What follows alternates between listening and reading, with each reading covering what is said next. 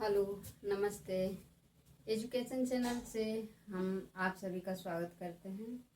तो आज हम भारत के बारे में देखेंगे या बात करेंगे। भारत भारत के बारे में हम देखने से पहले ये देखेंगे कि विश्व मैप में या विश्व में भारत की स्थिति क्या है। इसके लिए अगर ग्लोब में हम देखेंगे, ग्लोब में जो ऊपर होता है इसे उत्तर कहते हैं, जो नीचे होता है उसे दक्षिण, राइट में पूर्व होता है और लेफ्ट में पश्चिम।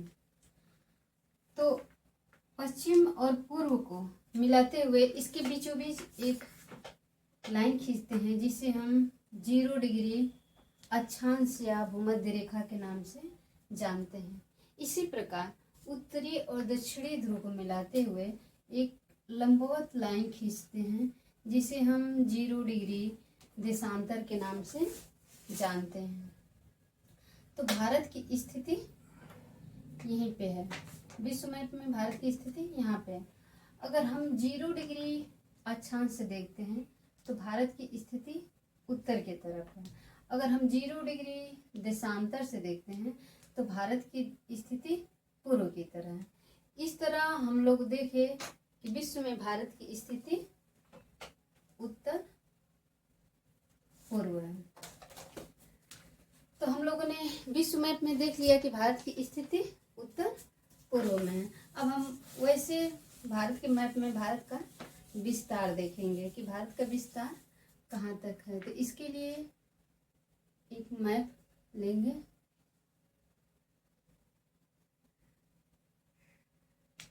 मैप में हम देखेंगे कि भारत का विस्तार कितना है।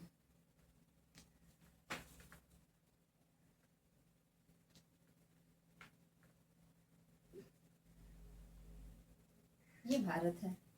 भारत में यहाँ पे भारत का केंद्र शासित प्रदेश लक्षद्वीप है और ये अंडमान निकोबार द्वीप समूह है जो भारत का भी केंद्र शासित प्रदेश है और भारत का जलीय बिंदु भी है यहाँ पे, अंडमान निकोबार।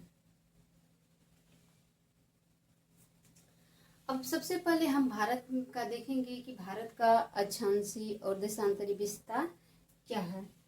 तो भारत का अक्षांशीय विस्तार ऊपर नॉर्थ होता है, नीचे साउथ, राइट में ईस्ट और लेफ्ट में वेस्ट होता है। तो अक्षांशीय विस्तार देखेंगे भारत का तो 8 डिग्री 4 मिनट है जो भारत का स्थलीय दक्षिणतम बिंदु है। और ऊपर देखेंगे तो 37 डिग्री 6 मिनट नॉर्थ है, ये भी नॉर्थ है।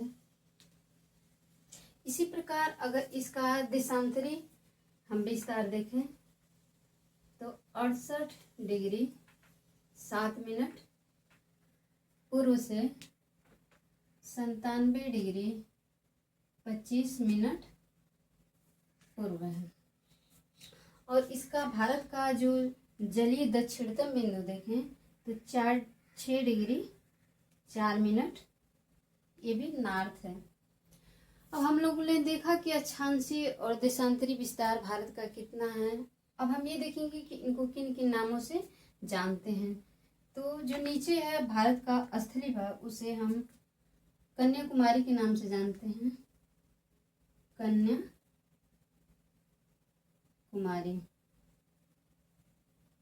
और जो ऊपर का भाग है जो उसे हम इंदिरा कॉल के नाम से जानेंगे।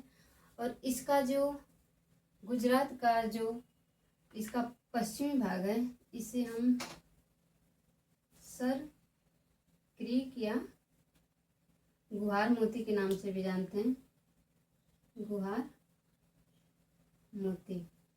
इसी प्रकार इसका भारत का जो पूर्वी हिस्सा है, इसके अरुणाचल प्रदेश में किबुथु जो है इसका पूर्वी भाग है, किबुथ। और जो जलीय भाग है दक्षिणतम बिंदु अंडमान निकोबार द्वीप समूह का, इसे हम इंदिरा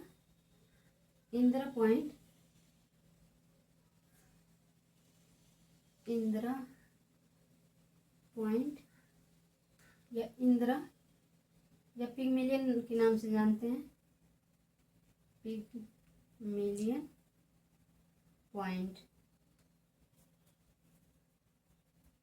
ओके, अब हम भारत की लंबाई और चौड़ाई देख लेते हैं कि भारत की लंबाई और चौड़ाई क्या है।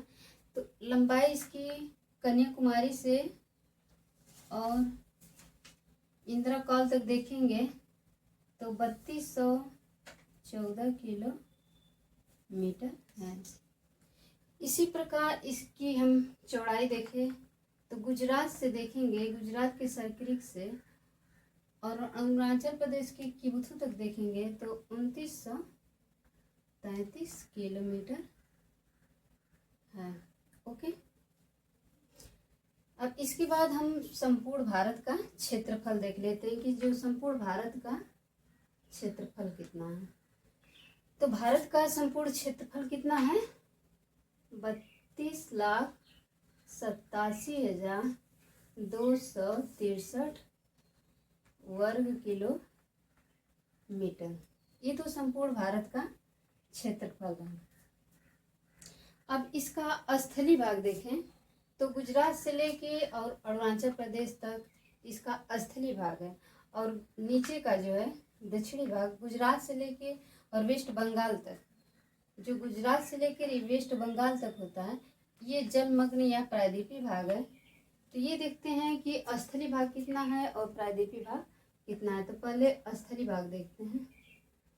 स्थलीय भाग 15,106.7 किलोमीटर कहिए, या इसी को 15,200 किलोमीटर भी लगभग में आप कह सकते हैं।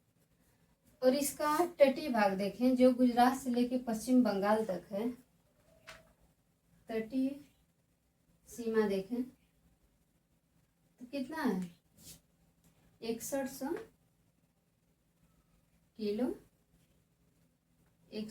किलोमीटर।